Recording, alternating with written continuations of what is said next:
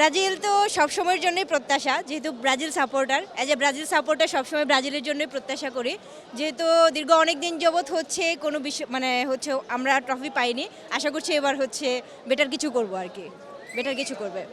Brazil সমর্থকদের জন্য তো এটা ব্রাজিল ছাড়া এরপরে যে দলেই পাবে না কেন তাদের সবার জন্যই হচ্ছে সবারটাই ভালো লাগবে।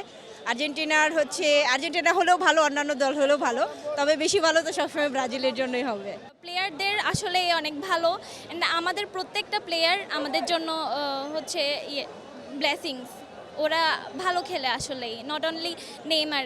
এখন এবারে তো প্রথম ম্যাচ নেইমারও খেলবে, আমরা অনেক বেশি এক্সাইটেড। বাসায় না দেখে বাইরে দেখতে আসছি, বড় পর্দায় দেখাবে, অনেক সুন্দর, অনেক বেশি এক্সাইটমেন্ট থেকে আমরা হচ্ছে আসছি আর কি, অনেক আশা নিয়ে আসছি। লাইভ বয় কিনে কল দাও টোল ফ্রি নম্বরে, আর এক নিঃশ্বাসে গোল বলে জিতে নাও ফিফা বিশ্বকাপ 2026 এর এক্সক্লুসিভ পুরস্কার। আর আসলে প্রতি 4 বছর পর পর যে বিশ্বকাপ আসে, আসলে আমি নিজে আসলে ব্রাজিল সাপোর্ট করি, বাট ইট ডাজেন্ট ম্যাটার। আজকে যেহেতু প্রথম উদ্বোধনের ম্যাচ, এই হিসেবে আসলে খেলাটা দেখলাম, যে দলের খেলা আসলে উপভোগ করছে, একসাথে বিশ্ববিদ্যালয়ে সবাই আছে এবং বাইরে থেকেও যারা আছে সবাই এনজয় করছে একই সাথে, এবং সব কিছু মিলে আসলে অসাধারণ এক আয়োজনের সাক্ষী হতে যাচ্ছে ঢাকা বিশ্ববিদ্যালয়। আসলে সবার সাথে একটা খেলা দেখলে একটা অনুভবটা ভালোই লাগে।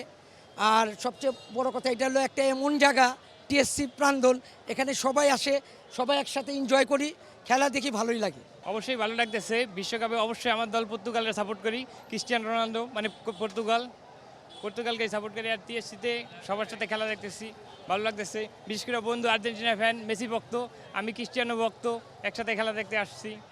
এটা শুরুর ম্যাচটা এজন্যই দেখতে আসছি আর কি।